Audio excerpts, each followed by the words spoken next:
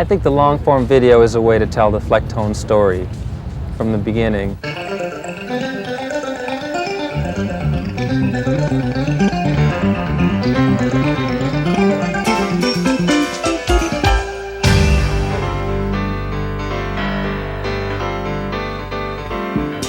I think we escape categorization just simply by existing.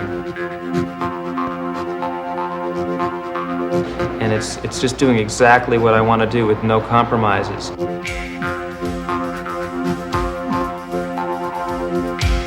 And I found 3 people who, wanted to do that too.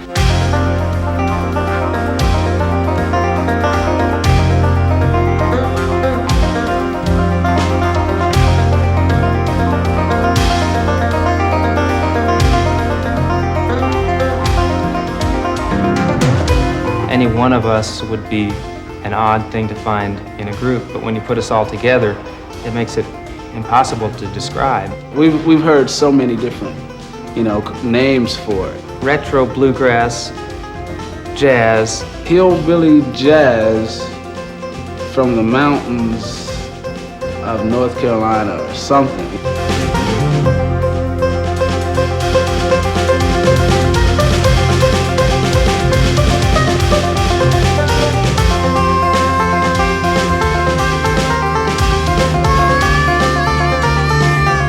Guys remind me of so-and-so or this and that, or that was some of the best whatever that I've ever heard. And we've never had any prejudice against different styles of music. If it's happening, we pretty much dig it. That's what's so neat about this band, is that nobody is playing the music with walls in their mind. We're all just playing music.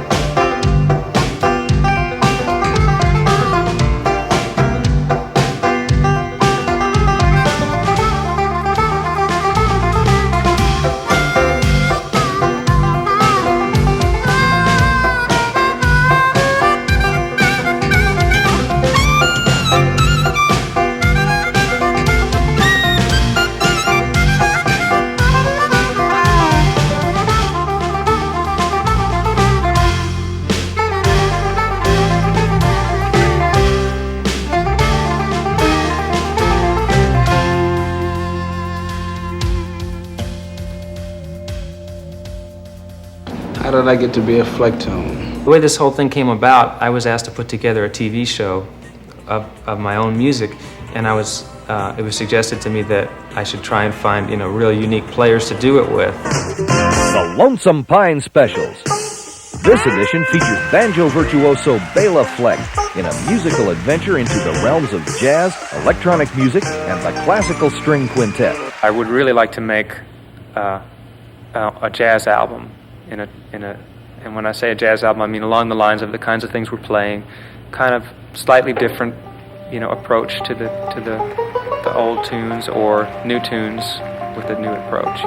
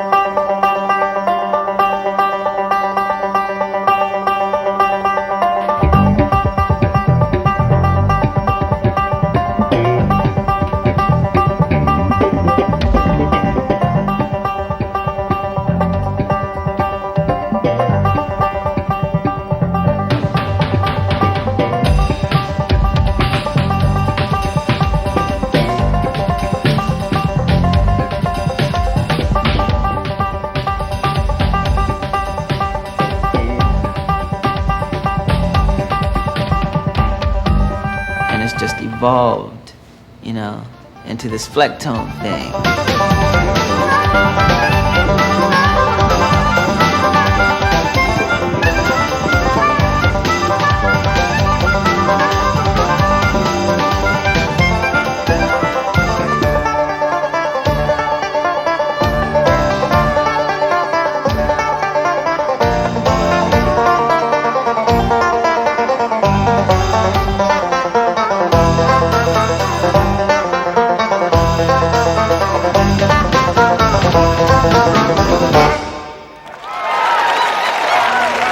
just think it's a lot of people up there just doing what they want to do and not really trying to fit into any kind of category.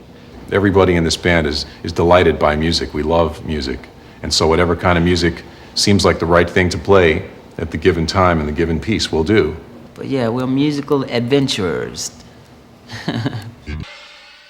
I remember when we were talking about the Sinister Minister and trying to figure out what it was about, you know, because as an instrumental, we're always trying to get a mood or something, and someone came up with the idea of shooting the video in New Orleans, and we thought that was perfect because it had the dark, goofy, dark quality that we were looking for with that tune.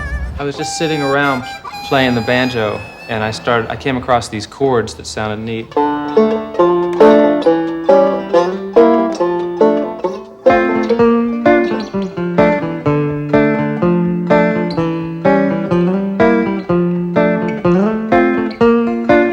So I got together with Victor Wooten, and he found this way to sort of play the melody right after me.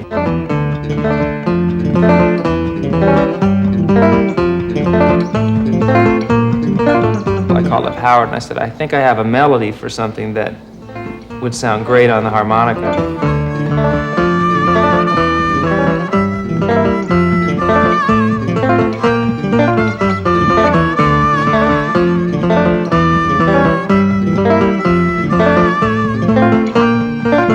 At that point, Roy came into the picture and he put this beat to it that I just wouldn't have expected. You couldn't have planned it. I mean, I didn't plan it. It just happened because these four people were playing together.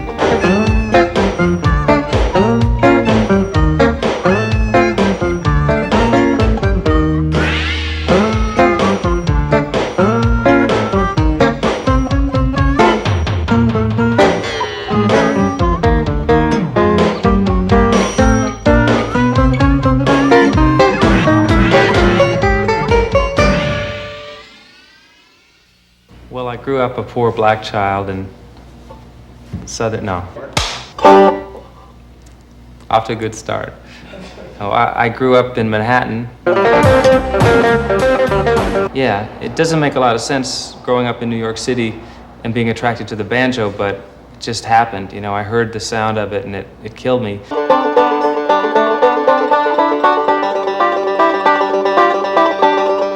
I think one of the neat things about the banjo is that it doesn't sustain very long, and then it's gone. So banjo players tend to play fast. But I got tired of it pretty quick because I was hearing all kinds of other music too. I was hearing blues and rock, classical,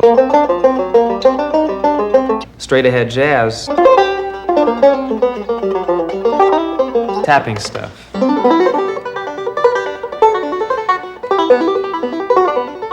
It's sort of rare to hear, you know, quieter kinds of things on it too.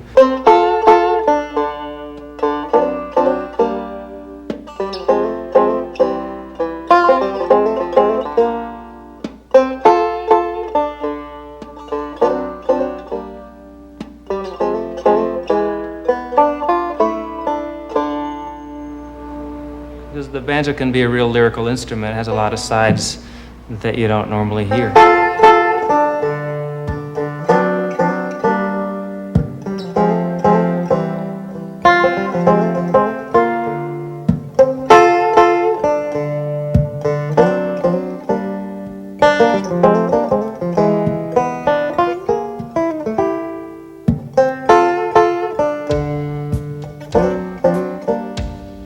We've really gotten to know each other as musicians and as friends. I think we're really compatible, and I really like what's happening there.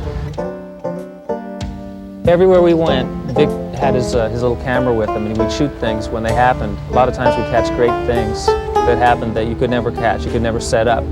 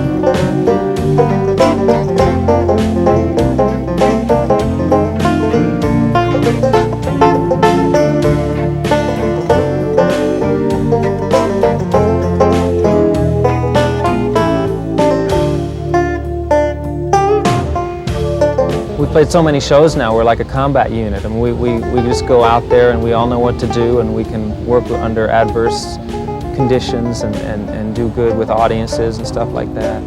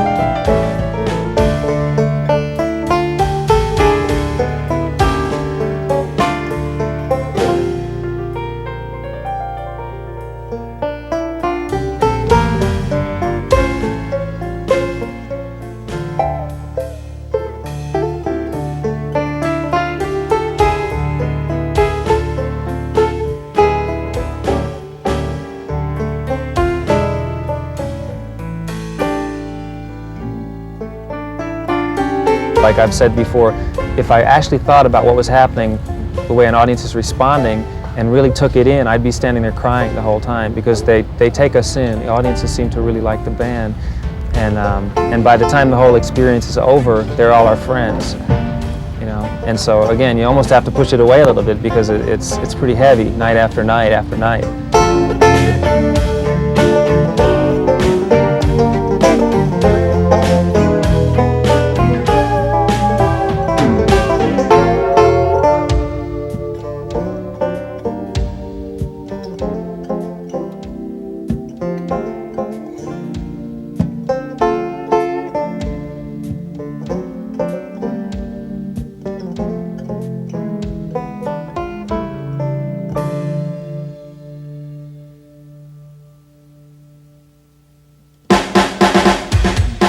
Future man. Yeah, talk about living on the edge, you know. The drum experiment, it's a long process. It really works like a big show business kind of thing, but it evolves out of really some deep thinking about music and moving musical theory forward.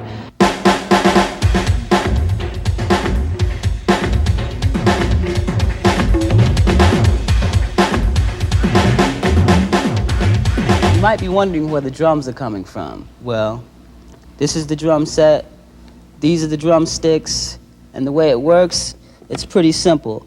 I basically choose a color, and I pick a sound. This is the way it works. If I hit soft, it responds softly. Check it out. Soft, loud, soft, loud, soft.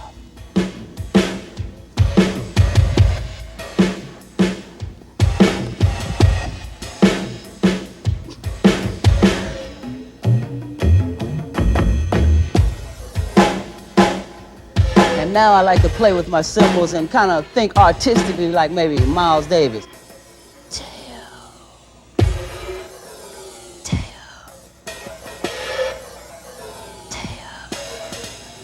I got a sore throat. 38. Yeah.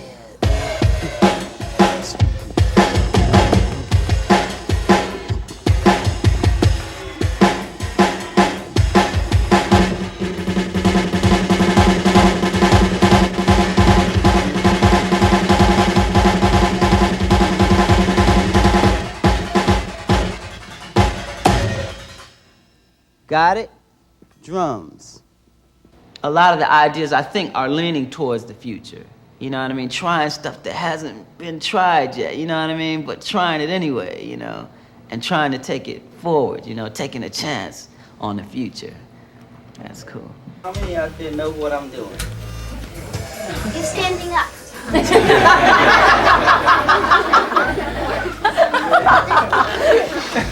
just about to play. You're playing a Drumitar. What is the Drumitar?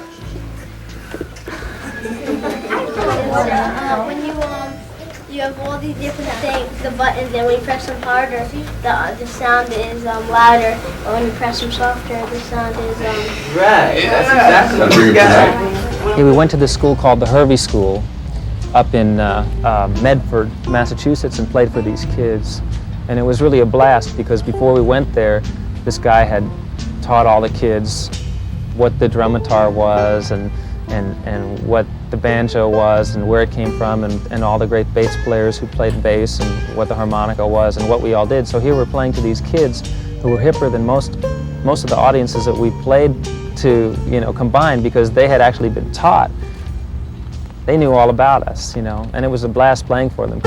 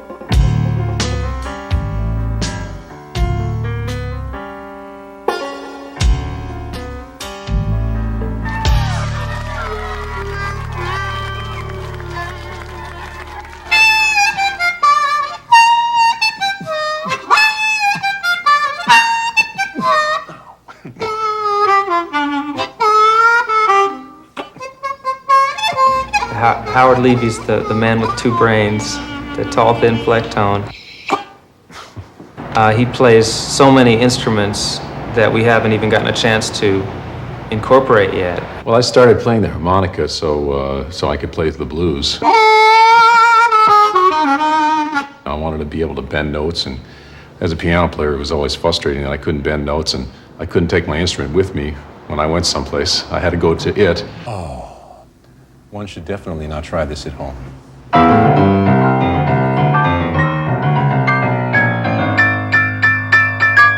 I actually had this amazing breakthrough after a political rally that I went to in Student Orientation Week at college in 1969. And that was the first time I was able to bend notes when I came out of there. And I don't really understand it, but something snapped. And that's how I started really playing the harmonica.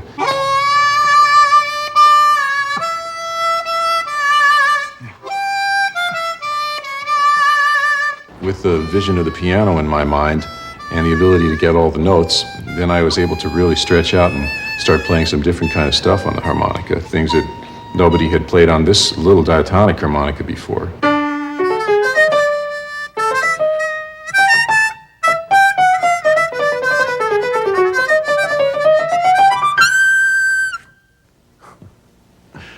So Béla sometimes says, Howard, do you have two tongues or two brains or two mouths or what? And I tell him I have two brains. I guess that's about it.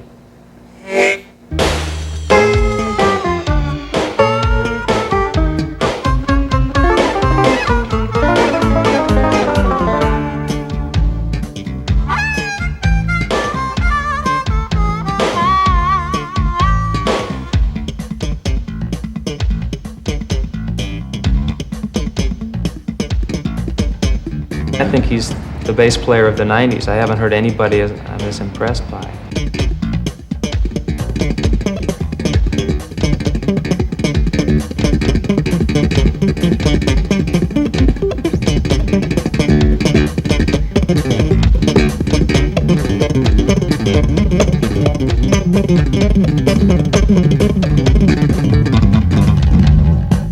I love playing normal bass lines, but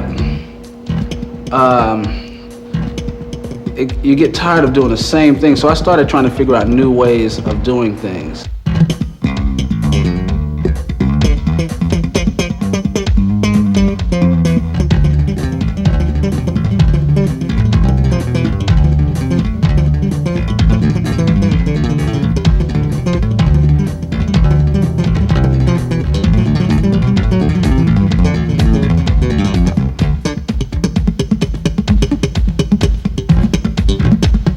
I just try to take other instruments, and instead of sitting down with those instruments, I'll put the time in learning those instruments into my own instrument. Is that making any sense?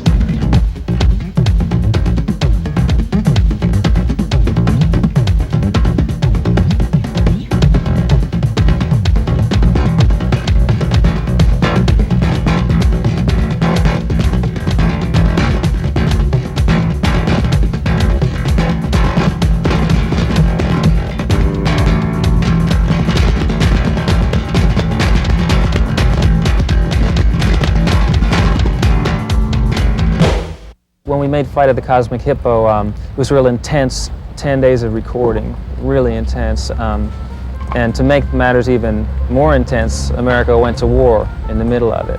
That was the night that we recorded the Star Spangled Banner. And it sort of seemed fitting because we were fooling around with that tune, and it all sort of fell together there in the studio right when we found out that we had bombed Iraq. It was kind of a strange feeling.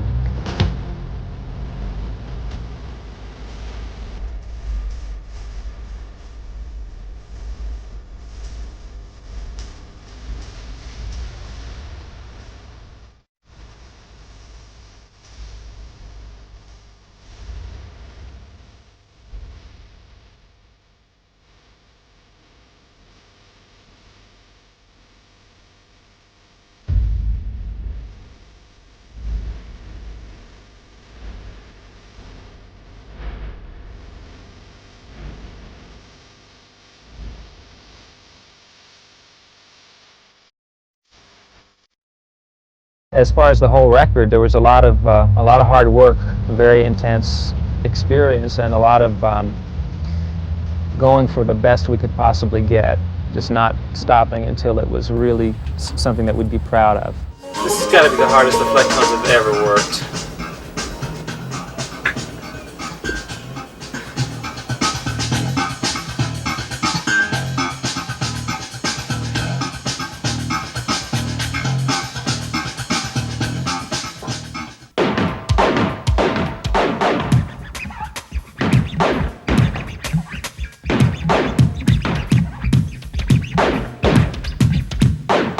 To all your party people who are tuning in at home, you're listening to the sounds of the mighty Flecktones. Howard on the harp and Victor on the bass. Future Man on the drums, it must have come from outer space. Béla on the banjo, he's the big Flecktone. He wants to take the banjo to galaxies unknown.